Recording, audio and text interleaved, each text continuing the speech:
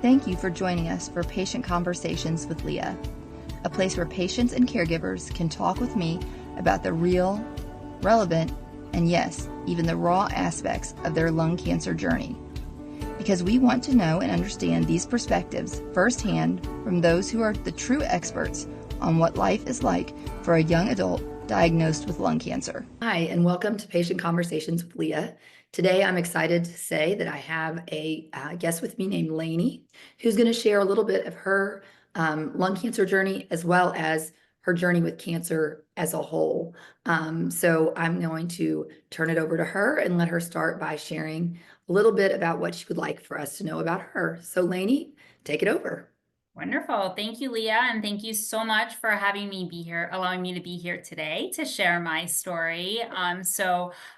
Again, my name is Lainie Jones, and my cancer journey started at about 18 months old, where obviously I was too young to remember that journey, but I was diagnosed with adrenal cortical carcinoma. So growing up, obviously, I always knew I was a cancer survivor. And fast forward to my adulthood, I received a breast cancer diagnosis at the age of 24. And following that, I was diagnosed with thyroid cancer, melanoma, sarcoma, and then about 12 years cancer-free, I was diagnosed with glioblastoma, a form of brain cancer. And then while going through glioblastoma treatment, I was diagnosed with lung cancer. So as you can imagine, that's a lot to digest. And I'm fortunately 40 years old. And, really for myself, my cancer journey has been obviously a wild one. But for me, I have taken these diagnoses and have turned it into my purpose and allowed my journey to obviously inspire others in hopes to,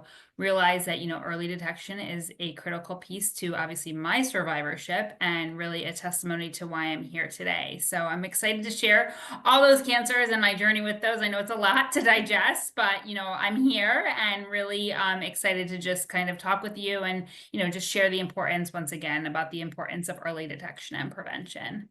That is a big story with a lot of twists and turns. So being that you were 18 months old at your first diagnosis, obviously, you don't remember and have memories of that.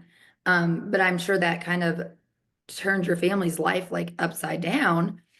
And, one of the things that I think of as a parent, and even with my own diagnosis, that I realized, even though, I was 43 when I was diagnosed, still somebody's baby, it still has rocked my family's world. So, I just can't imagine. I can't imagine how all of your loved ones have felt. I'm sure they are so proud of you. You're resilient and all those things, but also just, oh, what a journey. So I guess, we think of lung cancer as this cancer that only smokers get. We think of, breast cancer is this cancer only older people, older women in their 40s get. So you've kind of been through the gamut of things. So why don't you just start out by kind of sharing a little bit about maybe the bigger, no cancer is little, but like the bigger highlights of your other cancers, just so we know where you are like going into the lung cancer diagnosis. Yeah, definitely. And I think, you bring up obviously a very important point, right? First and foremost, my parents, fortunately, were so diligent about my health as a child, as I'm sure as a mother. I'm not a mother, but I know I'm sure mothers out there and fathers out there and, just parents alone, are very diligent about their baby's health, right? So I'm so fortunate because once again, my cancer was caught early. Right. And, Leah, like you just said, it's, unfortunately, a lot of cancers have an age range on them, right? People think, oh, you're too young to get cancer. And, I think that first I want to start by saying cancer has no age, right? And I think that that is the most important thing to remember. And, I'm a big believer that if something's not right with yourself, right, you need to speak up. You need to be your own advocate. And I think that that's a pivotal part of my cancer journey, right? Is, I trusted my doctors and, really believed that, what they were telling me was correct. And when I was diagnosed with breast cancer at the age of 24, I actually was about to be a nurse in nursing school. And I was a hypochondriac, right? Which saved my life, right? It made me more aware of my body. I did routine self breast exams, and I always thought growing up that because I had cancer once, I was never going to get it again. And I was like, check, that's off my list, right? So I was diligent, always growing up. If I had a cold, it was like the flu, right? So I was always aware of my body and in tune. And I think it's back to what I just said. Your body and the skin you live in, right? If something's not right, advocate about it. But for myself, in July of 2008. I had felt a lump in my breast and I ignored it. And I was like, you know what? I'm 24. I'm too young to get breast cancer, right? Nobody gets breast cancer at 24. And again, I already had cancer once. So I did go to my GYN, and he gave me a prescription for an ultrasound, and I didn't do it. And I always share that message because it's so important, right? Because I didn't feel in my body that I was like, I'm okay. 6 months later, when I was going to be off my parents' health insurance, I was like, I think I need to get that ultrasound done. And my mom, said, you need to go get it done. And also my OBGYN asked me, why didn't I get it done? So I fast forward, I got a mammogram and an ultrasound. And the doctor at that moment, I went to the doctor who read results right away because, we felt it was critical. And he told me that it doesn't look good. And then I had a biopsy. First and foremost, right? Words matter, right?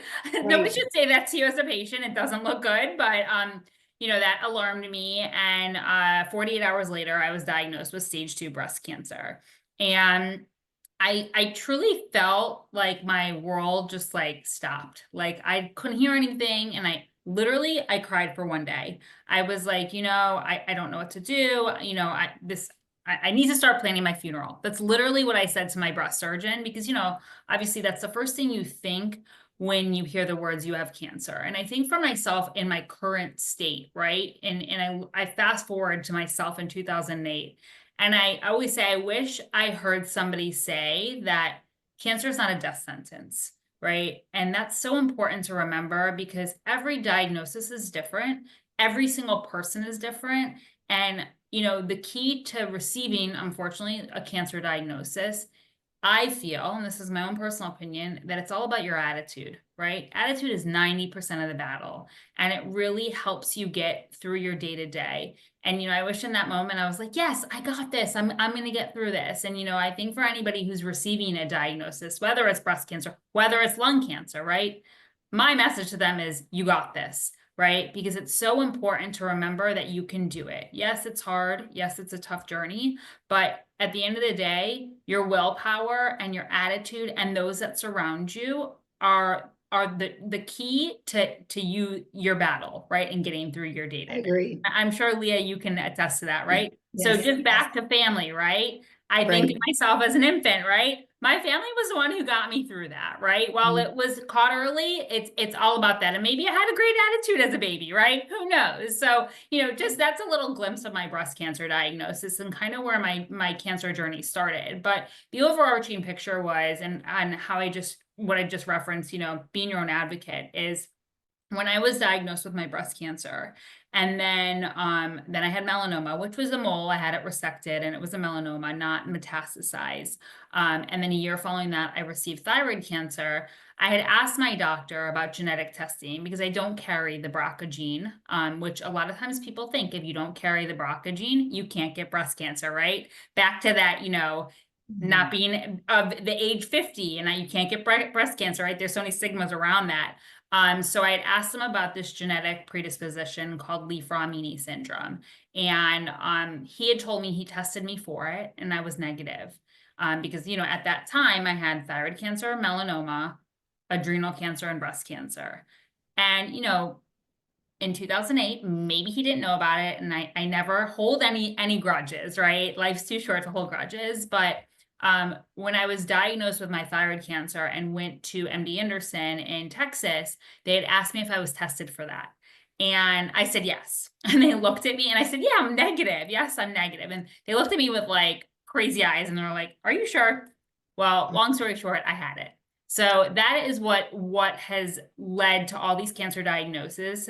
And the embodiment of early detection, right? Because I've been genetically tested, because I know I have Li-Fraumeni syndrome, it has really shaped my care. And is the reason I feel that I'm living today is because my care team knows that I live with this genetic predisposition, and my care is shaped around that, and the aggressive approach around, just surgeries and just everything that I do is because I have Li-Fraumeni syndrome and a genetic predisposition. And I'm not sure if you know what Li-Fraumeni syndrome is, so I'm happy to go in detail about that. I know very little, but you should definitely tell because I think the viewers would find this interesting. Okay, and let me know if I'm going like on too long too. You're Okay, fine. okay.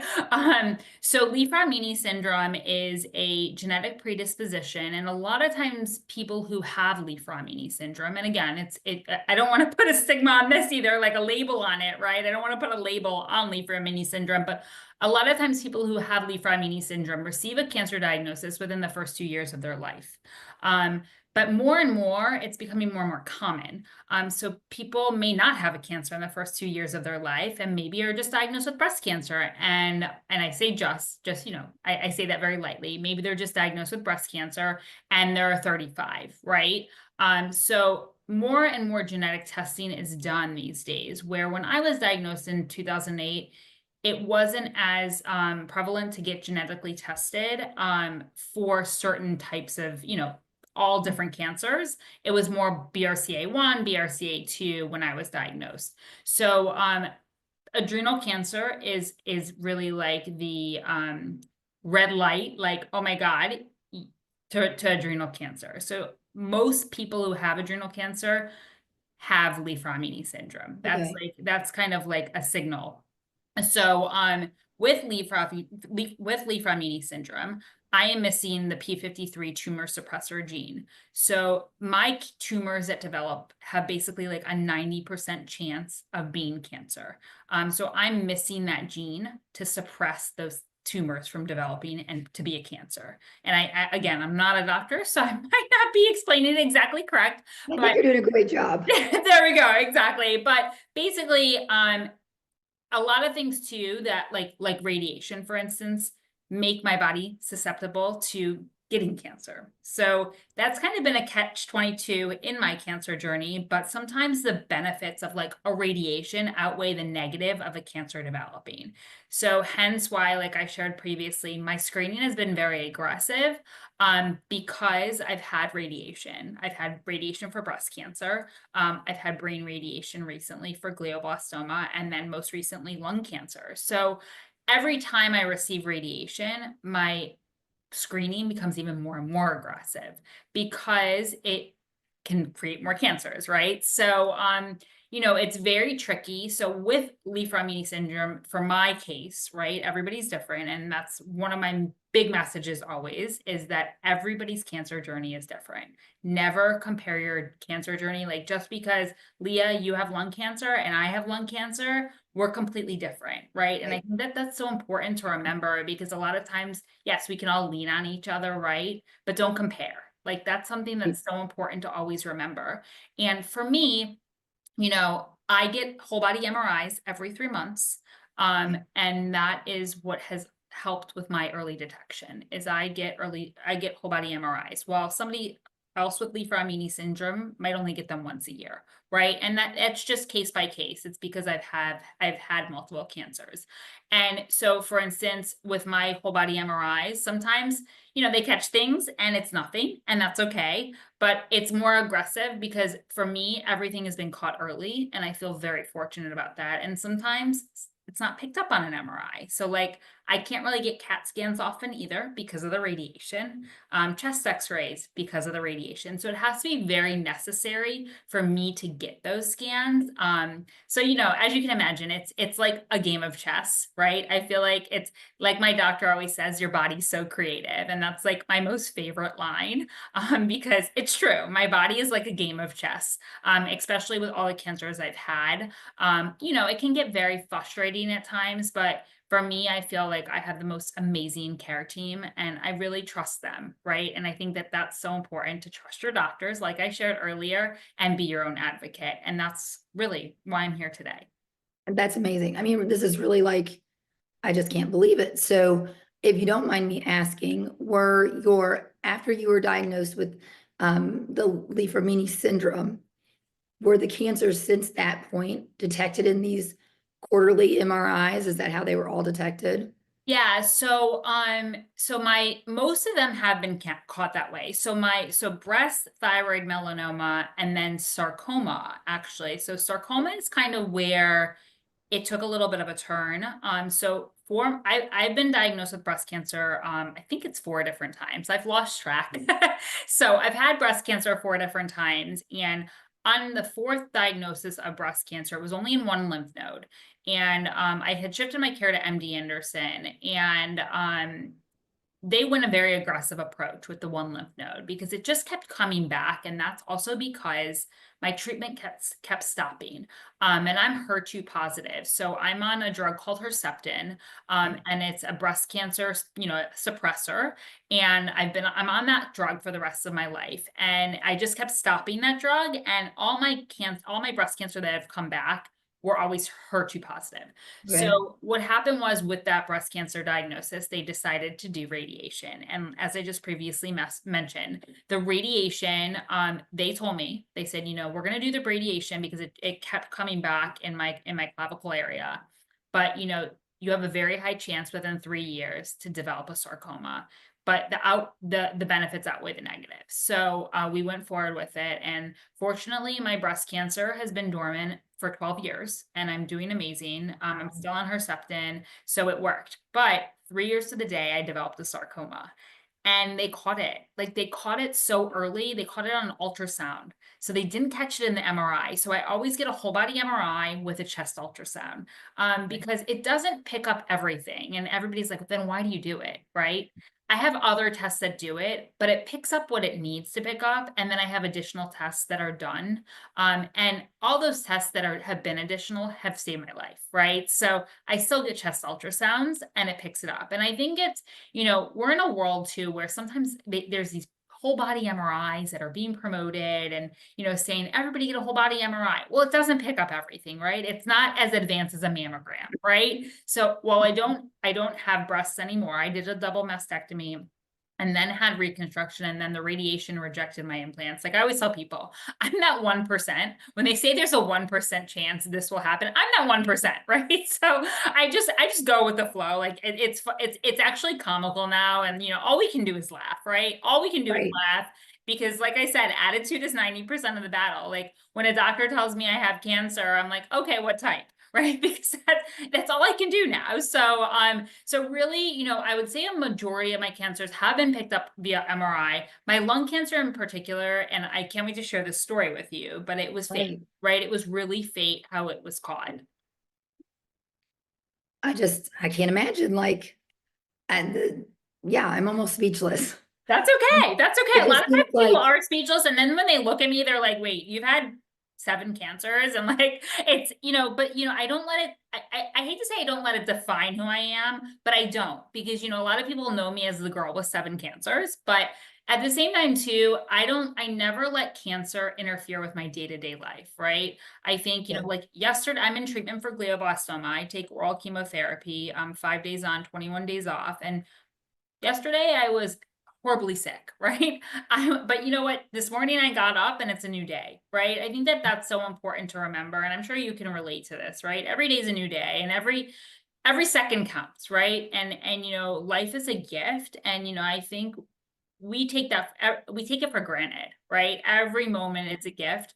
And just because I had a terrible day yesterday of nausea and everything, that chemo comes with, today I woke up, got dressed, did my makeup, went to work, and that's behind me, right? So I think that that's really how I've just lived every single day. And my motto is I live every day like it's my first. And it's true. It's true, because every single day is a new day. that is correct. Well, I mean, yeah, I'm thinking of all these questions, but I Yeah. want to hear about your lung cancer diagnosis first. Okay. So and I apologize to the listeners. I lost my voice at a Christmas party that was extremely loud, and I just had a lobectomy 5 weeks ago. So I think my, like, lung power, breath power is different than it was. And yelling over everybody in this party was like not the greatest thing, but here we are. But please share with us your lung cancer, like diagnosis and how that came about and what kind of lung cancer you have, because I know people are going to be dying to know all the details of that for Yes. sure. Yeah, so my lung cancer diagnosis was a literal shock to me.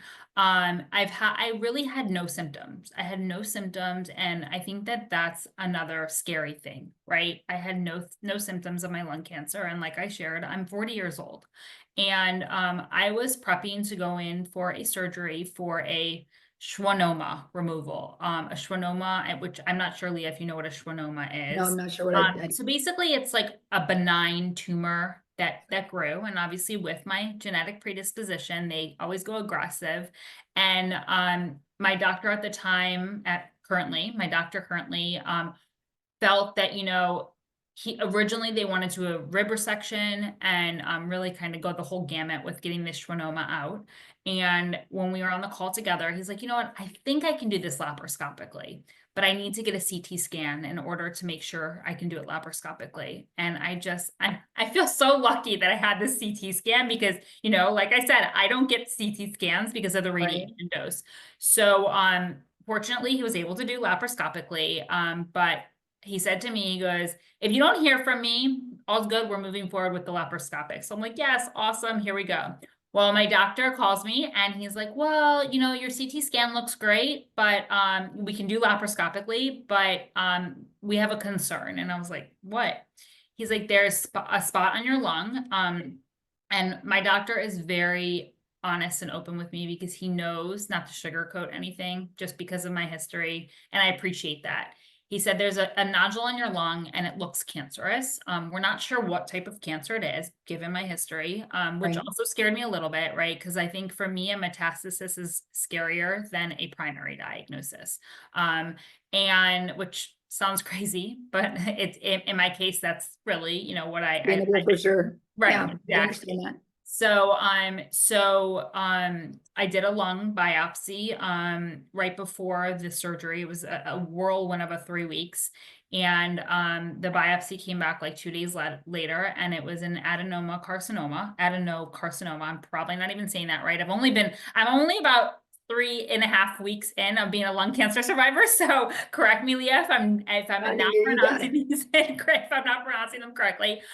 So it was an adenocarcinoma, and they decided that, because I'm still in treatment for glioblastoma, I have about I think one more round left. Yep, one more round. I say I think a lot because, guys, I had brain cancer, so here we are. I blame it on the brain cancer. um, so um, they felt that because I'm in treatment right now for glioblastoma, that the best way for this to to zap it was to zap it with radiation. So I had 4 rounds of radiation versus doing a surgery. And it was quick, right? It was quick and easy, and I say easy, quote unquote easy.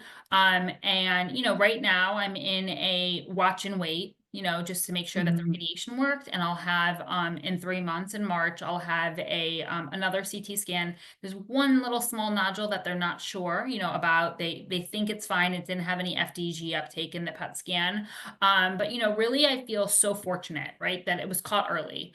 I had no signs or symptoms, right? So for me, it was truly just fate. And again, it's all about early detection, right? So for me, I didn't have any cough. I didn't have any hoarse voice. I really had no symptoms. And like I said earlier, like it's scary, right? Like that's scary to me because it was stage 1, but who knows what it could have been 5 months down the road, Right. right? So I think it's just so important to know your body, right? I mean, I've had a slight cough in the past, but never thought anything of it, right? I could have had a chest x-ray for that cough, but really had no symptoms. And I just feel very lucky that it was caught. And, there was a reason that doctor did a CT scan. So really my lung cancer journey has been short, right? But, going forward, we have to pay very close attention to it and make sure that the radiation worked, as well as ensuring that the radiation didn't do any other damage because of my genetic predisposition.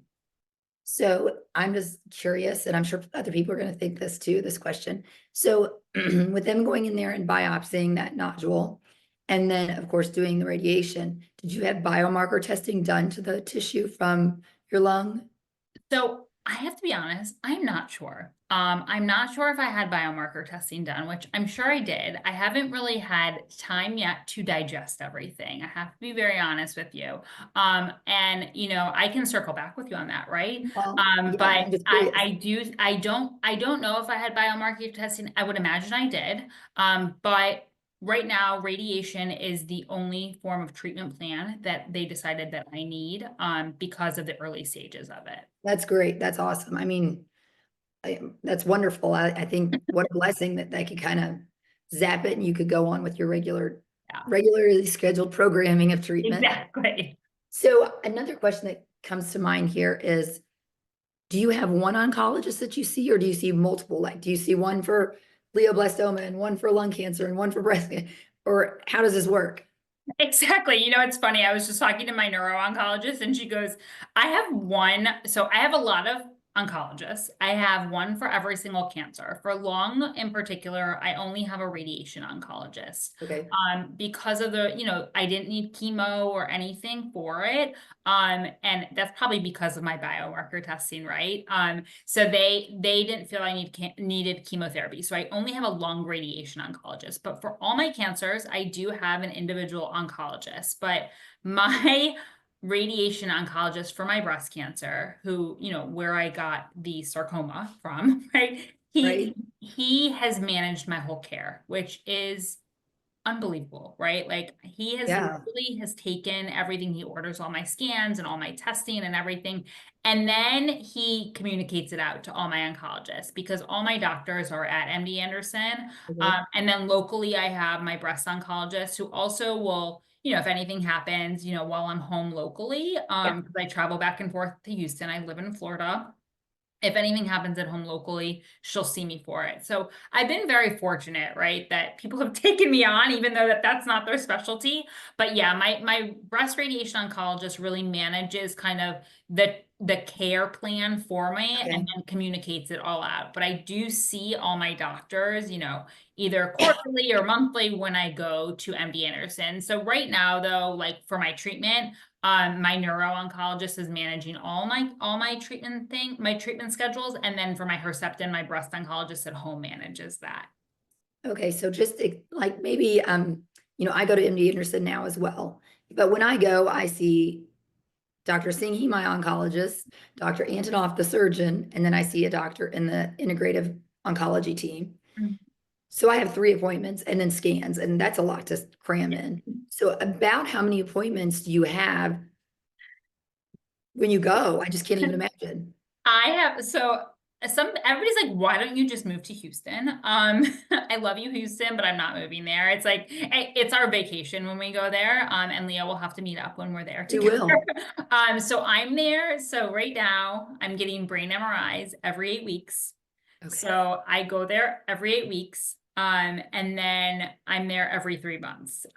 They have never overlapped yet. Maybe one time they've overlapped, but I'm there every 3 months and then every 8 weeks. So I'm when I go there, so I have some doctors that I only see once a year, like my endocrinologist, I only see her once a year, but most of the time I'm usually there for a week. So it's a little crazy, but listen, I do it, and that's our vacation. We've made fun out of Houston, right? Like we experience all the great restaurants. I'll have to send you my list I think, yeah, I was of gonna say, pop up amazing with some food. recommendations. Yep, exactly. So like, we've turned lemons into lemonade, and that's so important, right? It's a destination for us. Some people travel to Europe, we travel to Houston, right? Although we did get to go to Tokyo this last year for my 40th birthday, which was That's amazing. awesome.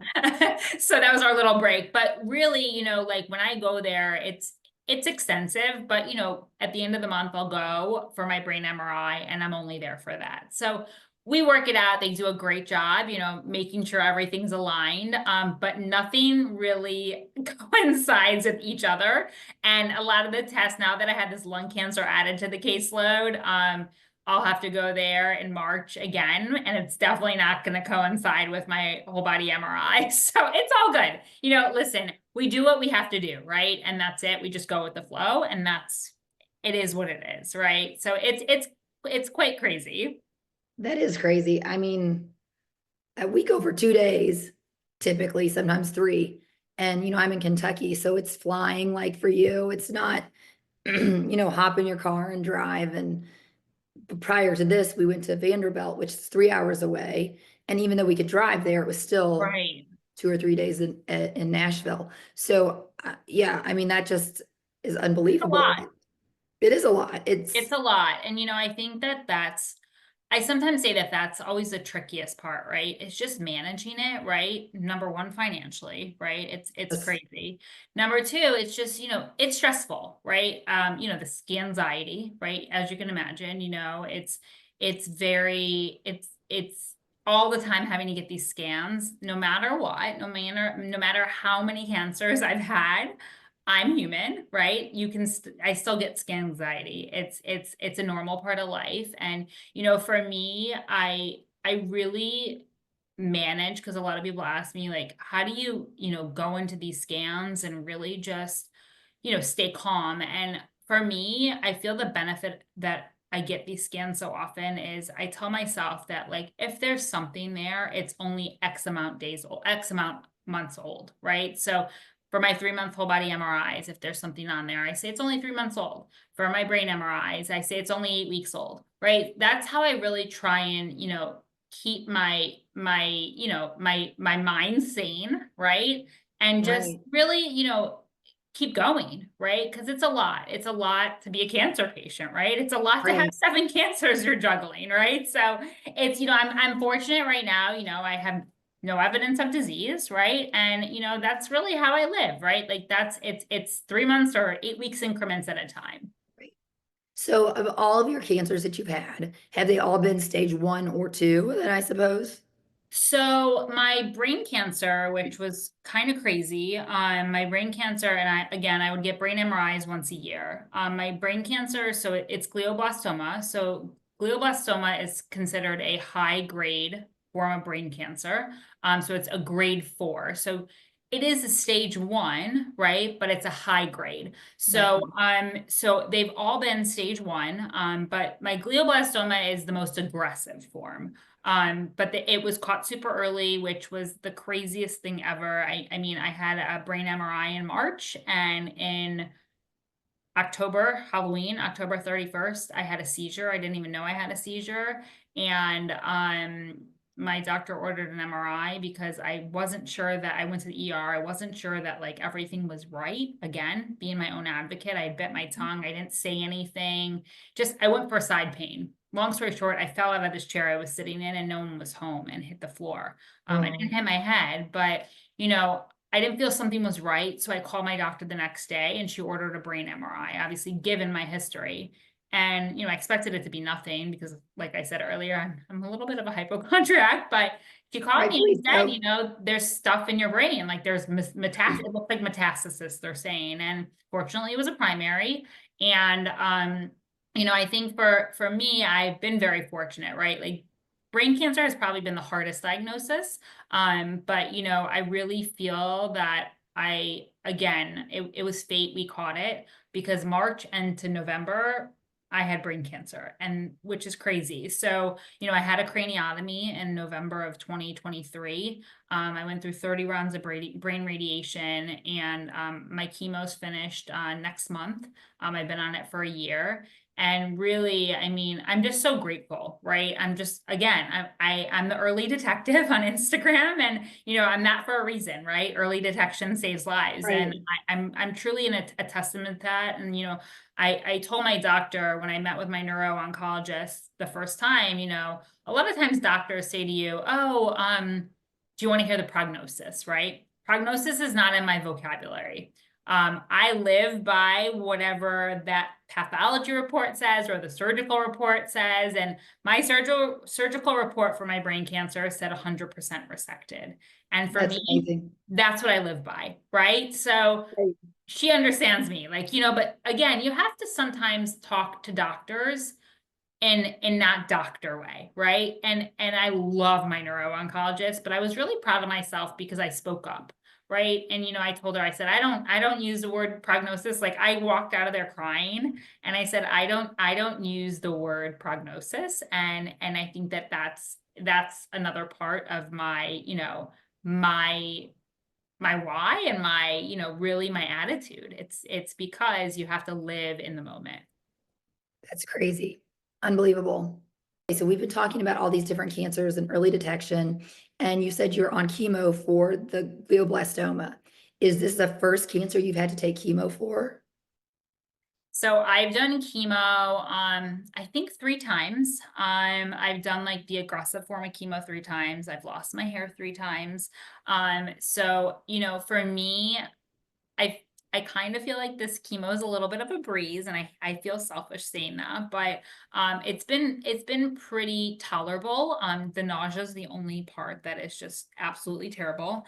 But I've done the hard stuff, the really hard stuff, and I think the hardest part, obviously, for chemotherapy is just not only the way it makes you feel, but obviously the physical aspects of it, right? Losing your hair and all that. And I feel fortunate. And I always say, when people think that, people are just collecting money for research, right?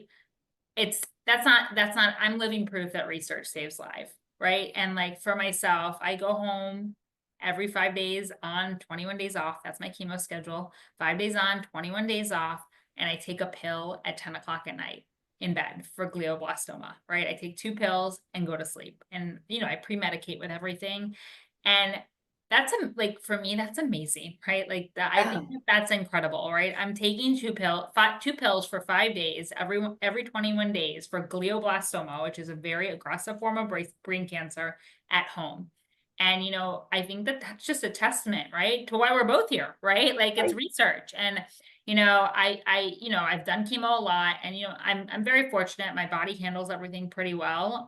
This is the first chemo I've ever done that has messed up my blood work a little bit. But other than that, I've really flown through everything with flying colors. And, I felt great. I've done, chemotherapy. And then a week later, I was doing lung radiation and I was good. I had to take a 7-hour nap, but no big deal. Right. That's a small thing, right? Yeah. Um, Another question I have is when you travel to Houston, do you always have somebody accompany you, or are you doing this by yourself? Nope, I have an incredible husband. We actually just celebrated on Saturday our 20-year dating anniversary, and we've been Oh, married 12 years. 12, yeah, 12 years. We've been married 12 years. He's incredible, and we met at Abercrombie and Fitch in 2004. Thanks, love it. Abercrombie. Um, but he comes with me everywhere, and for me it's so important to have him with me, right? Because I think even just a caregiver, right? It doesn't have to be your husband, but Right.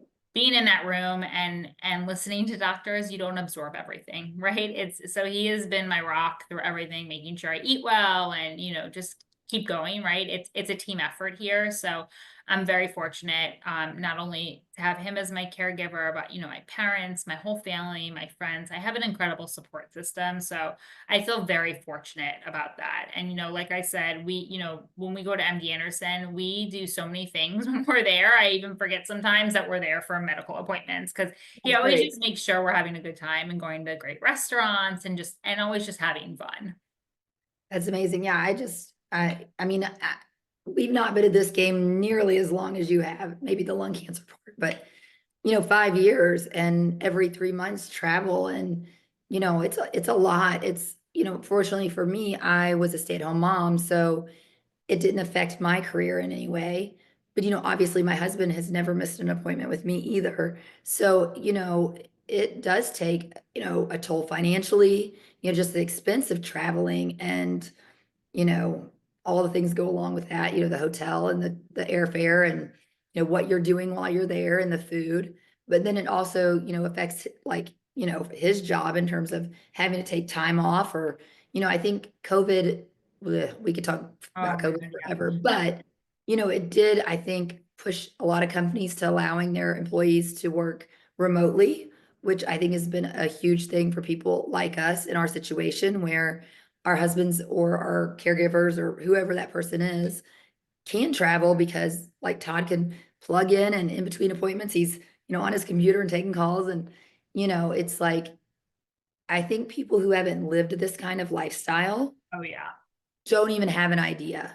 No, it's crazy. Well, so I'm very fortunate because I work for the American Cancer Society. Oh, I've truly turned my diagnosis into my purpose, even in my professional life. But it's funny because like there was a couple months back, we were sitting in the Maze Clinic at MD Anderson, and him and I both had our laptops open, and really we did a LinkedIn post because I'm just like, this is what, working remote allows you to do, right? While right. fighting cancer, right? And working for the American Cancer Society. I always tell people, I'm like, my email is cancer.org, and the only thing I'm missing is my sign is not cancer. Like I've had all the other cancers, All but the others.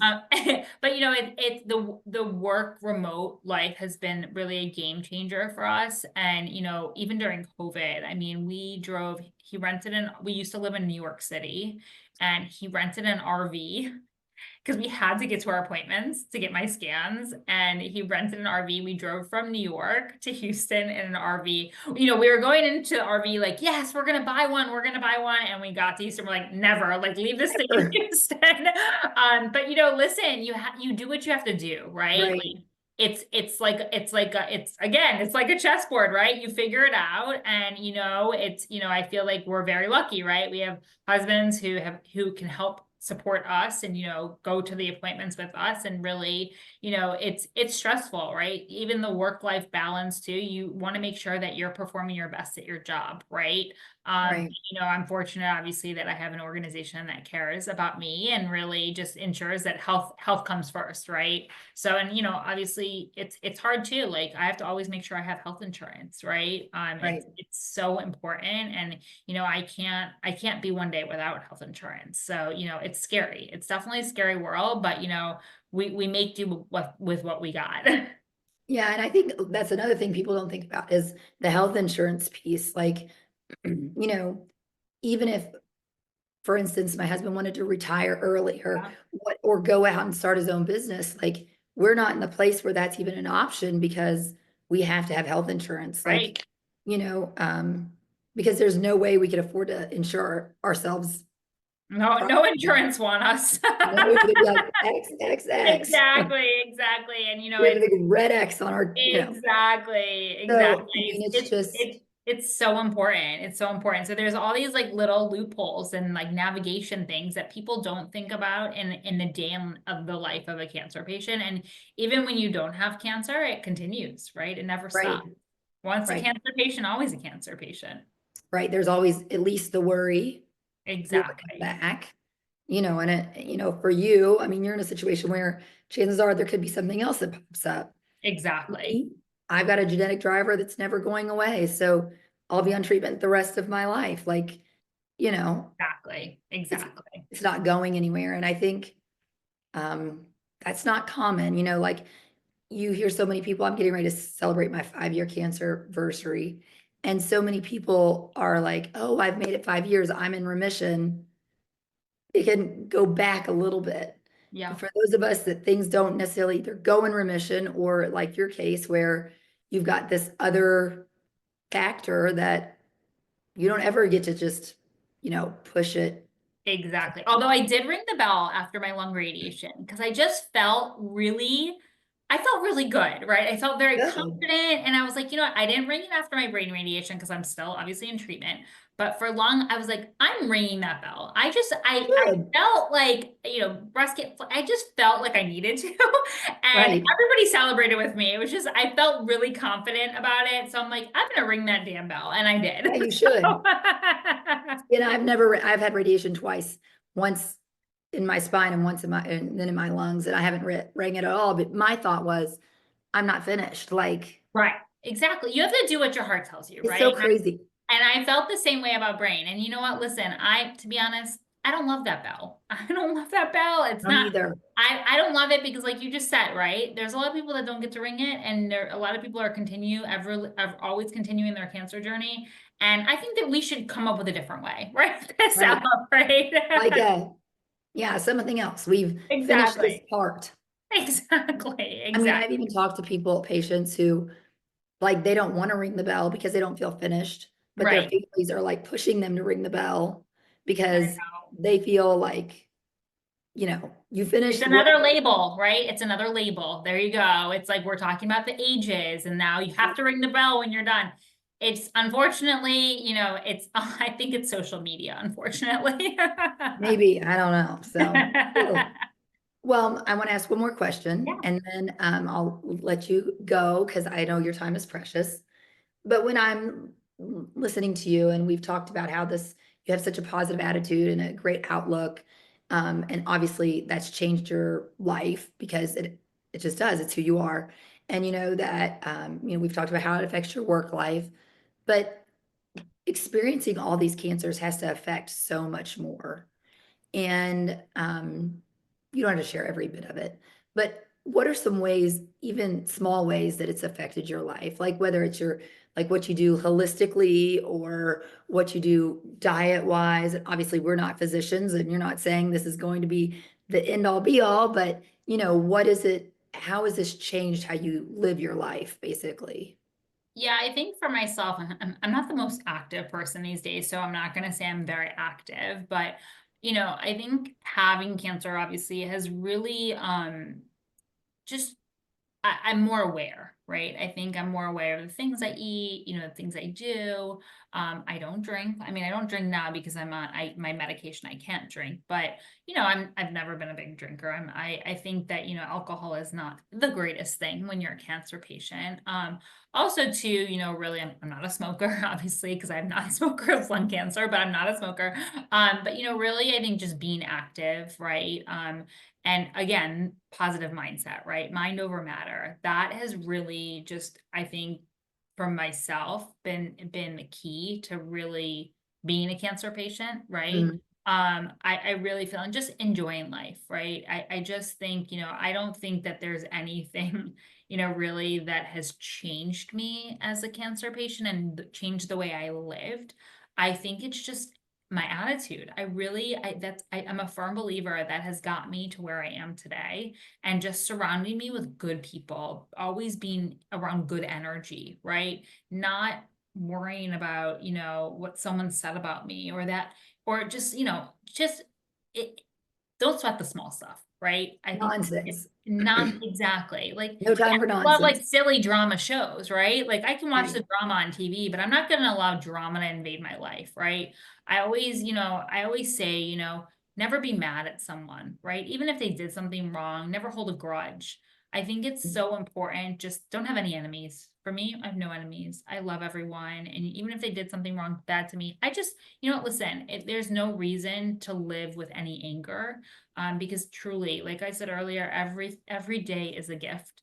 And also just live life to your fullest. Yeah, I have things I'm scared to do, right? I hate roller coasters. Everybody's like, "What? You've had this many cancers and you hate roller coasters?" There's things I hate. I'm scared, but you know what? Some days you just gotta go for it, right? Like just really embrace life. That for me, I think having cancer has really taught me to embrace life and not use so much no as much, right? And use Right. yes.